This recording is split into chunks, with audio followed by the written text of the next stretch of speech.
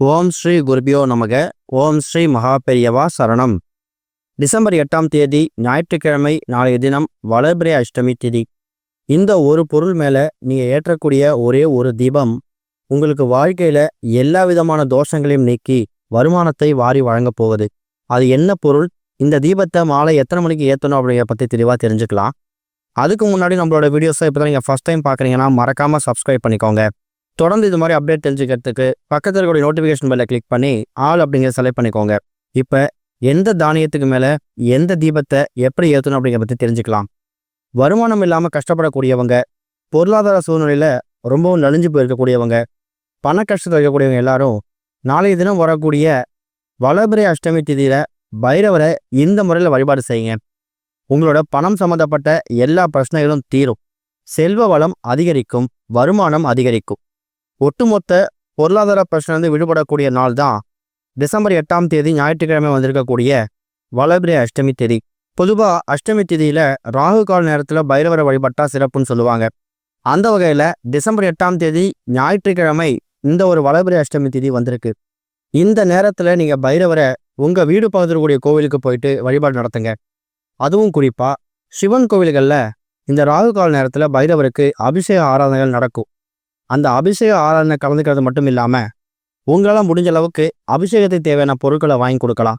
பைரவர் அப்படிங்கிறவர் ஒரு வாசனை பிரியர்.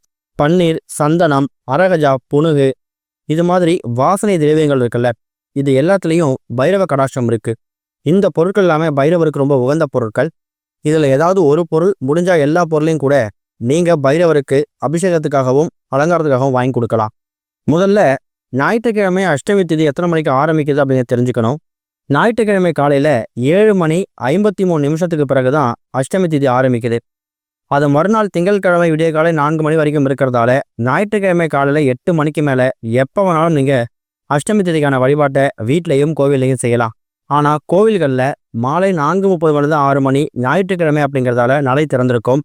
கட்டாயம் அந்த நேரத்தில் போயிட்டு வழிபாடு நடத்துங்க. பைரவர் அப்படிங்கிறவர் ஒரு காக்கும் கடவுள்.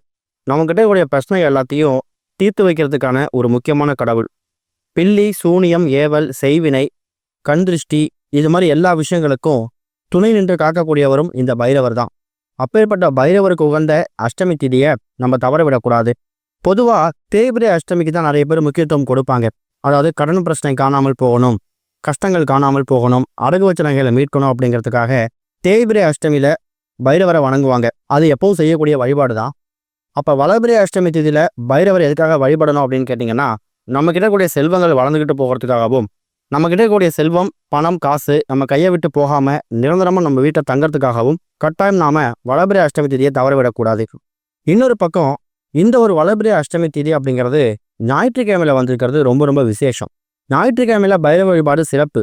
அஷ்டமி திதியும் ஞாயிறும் சேர்ந்து வரக்கூடிய நாளை நம்ம விட்டுறக்கூடாது. ஞாயிற்றுக்கிழமை அப்படிங்கிறது யாருக்கு ரொம்ப உகந்ததுன்னு கேட்டிங்கன்னா, சூரிய பகவான். சூரிய பகவானை வணங்குறதால நமக்கு இருக்கக்கூடிய பல தோஷங்கள் நீங்கும். உடல் சம்பந்தப்பட்ட வியாதிகள், மனம் சம்பந்தப்பட்ட விஷயங்கள் எல்லாத்துக்கும் இவர் தான் முற்றுப்புள்ளி வைக்கக்கூடியவர். அப்பேற்பட்ட சூரிய பகவானுக்கு உகந்த, பைரவருக்கு உகந்த, இப்படி ரெண்டும் சேர்ந்து வரக்கூடிய ஒரு நாள் தான் டிசம்பர் 8ஆம் தேதி வந்திருக்கக்கூடிய இந்த ஒரு அஷ்டமி திதி. சூரிய பகவானுக்கு உகந்த ஒரு தானியத்தை தான் இப்போ நாம் சொல்லக்கூடிய இந்த ஒரு தீபத்துக்காக நீங்கள் பயன்படுத்த போகிறீங்க. இந்த தீபத்தை மாலை 4:30 6 மணி, இந்த ராகு கால நேரம் இருக்குல்ல, பைரவருக்கு உகந்த அந்த அஷ்டமி தேதி ராகு கால நேரம், அந்த நேரத்துலையும் ஏற்றலாம். ஒருவேளை அந்த நேரத்தில் ஏற்ற முடியாதவங்க மாலை 6-7 மணிக்கு மேலேயாவது இரவு ஒரு 9 மணிக்குள்ளே இந்த தீபத்தை ஏற்றிருங்க. ஒரே ஒரு கைப்பிடி அளவு கோதுமை, முழு கோதுமையாக எடுத்துக்கணும். ஒரு கைப்பிடி அளவு இருந்தால் கூட போதும். கோதுமையை வாங்கிட்டு வந்து, இல்லை உங்கள் வீட்டில் ஏற்கனவே நீங்கள் வச்சிருக்கீங்கனாலும் அதையே பயன்படுத்திக்கலாம். இந்த தீபத்தை ஆண்கள், பெண்கள், குழந்தைகள்னு சொல்லி யார் வேணாலும் ஏற்றலாம். எந்த விதமான கட்டுப்பாடுகளும் கிடையாது.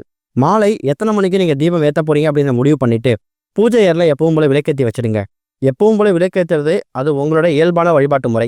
நிறைய பேர் வீடுகளில் பைரவரோட ஃபோட்டோ சிலை வச்சு வழிபடக்கூடிய வழக்கம் இருக்கும். அப்படிப்பட்டவங்க அந்த ஃபோட்டோ சிலைக்கு முன்னாடி இப்போ நம்ம சொல்லக்கூடிய தீபத்தை ஏற்றலாம். ஒருவேளை ஃபோட்டோ சிலை இல்லாதவங்க சிவபெருமான் ஃபோட்டோ சிலை இருந்துச்சுன்னா அதுக்கு முன்னாடி எப்பவும் போல வழிபாட்டு நடத்திட்டு அந்த சிவபெருமான் ஃபோட்டோவுக்கு முன்னாடி கூட இந்த தீபத்தை ஏற்றலாம். சின்னதாக ஒரு தட்டு ஒன்று எடுத்து அதில் ஒரே ஒரு கைப்பிடி அளவு கோதுமையை பரப்பி வச்சுக்கணும். இந்த கோதுமை அப்படிங்கிறது சூரிய பகவானுக்கு உகந்த ஒரு தானியம் அப்படிங்கிறது இப்போ நம்ம பதிவில் பார்த்தோம். அதுக்கு மேலே ஒரே ஒரு அகல் விளக்கு வச்சு நெய் ஊற்றினாலும் சரி, தீப எண்ணெய் ஊற்றினாலும் சரி, அது உங்கள் விருப்பம் தான். அதுக்கேற்ற மாதிரி நீங்கள் தீபத்தை ஏற்றலாம். ஏற்றக்கூடிய தீபத்தை அஷ்டமி தேதியில் மாலை 4:30 6 மணி கூட ராகுகால் நேரத்துலையோ இல்லைனா 6 மணிலேருந்து 8 மணி இந்த இடைப்பட்ட நேரத்துல ஏற்றி வச்சுருங்க. ஏற்றி வச்சதுக்கு அப்புறமா முதல்ல உங்களோட குலதெய்வம் இஷ்ட தெய்வத்தை மனசார வேண்டிக்கிட்டு அடுத்ததாக சிவபெருமான மனசார வேண்டிக்கோங்க. கட்டாயம் காலபைரவரை வணங்கணும்.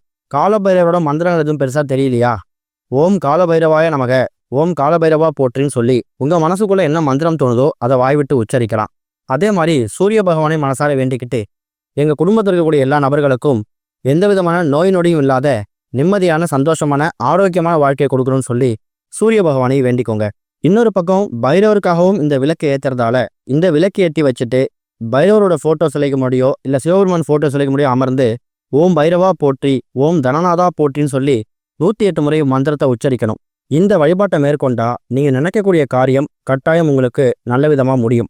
அதே மாதிரி நிலம் வாங்கணும்னு நினச்சிட்டு இருக்கவங்க, வீடு வாங்கணும்னு நினச்சிட்டு இருக்கவங்களும் இந்த வழிபாட்டை மேற்கொள்ளலாம். அப்படி செய்யறதால உங்கள் ஆசை கூடிய சீக்கிரம் நிறைவேறும். சில பேருக்கு நிலம் வாங்கி அது சிக்கல்ல இருக்கும்.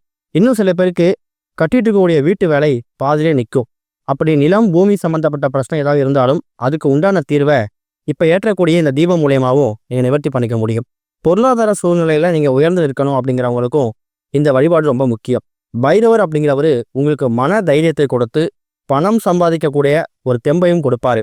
இன்னும் சில பேருக்கு என்னதான் காசு பணம் வச்சிருந்தாலும் தங்கம் அப்படிங்கிறது பெருசாக இருக்காது, அதாவது சொர்ண தோஷம் இருக்கும். அப்படிப்பட்டவங்க இந்த வளர்பிறை அஷ்டமி திதியில சொர்ண ஆகாஷ்ண பைரவரை வணங்குறது மூலயமா வீட்டில் தங்கம் வெள்ளியை நீங்கள் நினச்சதை விட ஓரளவுக்கு கொஞ்சம் அதிகமாகவே இருக்க முடியும். வீட்டில் இருக்கக்கூடிய தங்க நகைகள் அடகு கடைக்கு போகாமையும் அடகுல இருக்கக்கூடிய தங்க நகைகளை கூடிய சீக்கிரம் மீட்டு நீங்கள் வீட்டுக்கு கொண்டு வரக்கூடிய ஒரு பொருளாதாரத்தையும் பைரவர் உங்களுக்கு ஏற்படுத்தி கொடுப்பாரு. பார்க்கறதுக்கு ரொம்ப எளிமையான பரிகாரம் மாதிரி, எளிமையான தீபம் மாதிரி தெரியும். இந்த ஒரு தீபத்தை ஏற்றுறதால எக்கச்சக்கமான பலன்கள் உங்களுக்கு வருது அப்படிங்கிறத மறந்துடாதீங்க. சூரிய பகவானோட அருளையும் சிவபெருமானோட அருளையும் காலபைரவோட அருளையும் ஒரு சில பெற்றுத்தரக்கூடிய தீபம் தான் இந்த தீபம். காலபைரவர் அப்படிங்கிறவர் சனி பகவானுக்கே இவர் தான் குருவான். சனி தோஷத்தால தாக்கம் அதிகமாக இருக்குது, அதனால கிரக நிலைகள் சரியில்லை அப்படின்னு நினைக்கிறவங்களுக்கும் பைரவர் வழிபாடு ரொம்ப முக்கியம். ஒரு மாதத்தில் வரக்கூடிய 2 அஷ்டமி திதிகள்லையுமே ஏதாவது ஒரு அஷ்டமி திதியை வணங்கினாலே பலன்தான். 2 அஷ்டமி திதியை வணங்குறது ரொம்ப விசேஷம். கட்டாயம் நாளைய தினம் நீங்கள் கோவிலுக்கு போனாலும் சரி இல்லை வீட்டில் வழிபாடு நடத்தினாலும் சரி, உங்கள் வீடு பக்கத்தில் சுற்றி திரியக்கூடிய நாய்களுக்கு உங்கள் கையால் உணவளிங்க. குறைந்தது ஒரு பாக்கெட் பிஸ்கட்டாவது வாங்கி கொடுங்க. பைரவருக்கு உகந்த அஷ்டமி திதியில் நாய்களுக்கு உணவளிக்கிறது உங்களோட எதிரிகள் தொல்லையை நீக்கும். அதாவது பைரவரை வணங்குறத சிறப்பு தான், அவரோட வாகனமாக இருக்கக்கூடிய நாய்க்கு உணவளிக்கிறது, அஷ்டமி திதியில் உணவளிக்கிறது உங்கள் வாழ்க்கையில் எக்கச்சக்கம் நல்ல விஷயங்களை கொண்டு வந்து சேர்த்துரும். முயற்சி பண்ணுங்க, நல்லதே நடக்கும். ஓம் ஸ்ரீ குருபியோ நமக. ஓம் ஸ்ரீ மகா பெரியவா சரணம்.